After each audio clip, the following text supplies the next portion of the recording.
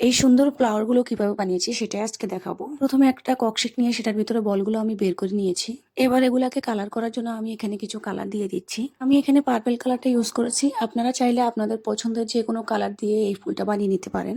এরপর সাথে একটু গ্লু দিয়ে মিক্স করে নিয়েছি। এরপর যেটা লাগবে সেটা হচ্ছে তার। একটা তারকে কেটে নিয়ে সেটার মধ্যে আমি একটা টিস্যু পেপার পেঁচিয়ে লাগিয়ে দিয়েছি। আর এটা দেওয়ার কারণে বলগুলো খুব সুন্দরভাবে স্টিকটার মধ্যে লেগে যাচ্ছে। ফ্লাওয়ারের মধ্যে পাতা দেওয়ার জন্য আমি এখন একটা আর্টিফিশিয়াল পাতা নিয়ে নিয়েছি। স্টিকটাকে পেঁচানোর জন্য এখানে আমি গ্রিন কালারের শপিং ব্যাগ ইউজ করব। হাতের কাছে সবুজ টেপ ছিল না, তাই এটা দিয়ে এখন করব। এবার ফুলের মধ্যে পাতা অ্যাড করে দিব। এই আর্টিফিশিয়াল পাতাগুলোর কারণে ফ্লাওয়ারটা দেখতে আরো বেশি প্রিটি লাগছিল। এই ফ্লাওয়ারগুলো মেক করা এত ইজি, আমার মনে হয় যে আমার মতো সবাই এগুলো মেক করতে পারবে। আর এই যে আমার একটা ফ্লাওয়ার বানানো রেডি। আর এইভাবে আমি আরো অনেকগুলো ফ্লাওয়ার বানিয়েছি। আর সামনাসামনি দেখতে এই ফ্লাওয়ারগুলো এত বেশি সুন্দর লাগছিল যা বলার বাহিরে। খুব কম খরচে বাসায় পড়ে থাকা সামান্য কিছু উপকরণ দিয়ে চাইলে আপনিও এই ফ্লাওয়ারটা মেক করতে পারেন। আর এগুলো কেমন হয়েছে অবশ্যই কমেন্ট করে জানাবেন। আজকে এ পর্যন্ত, সবাই ভালো থাকবেন।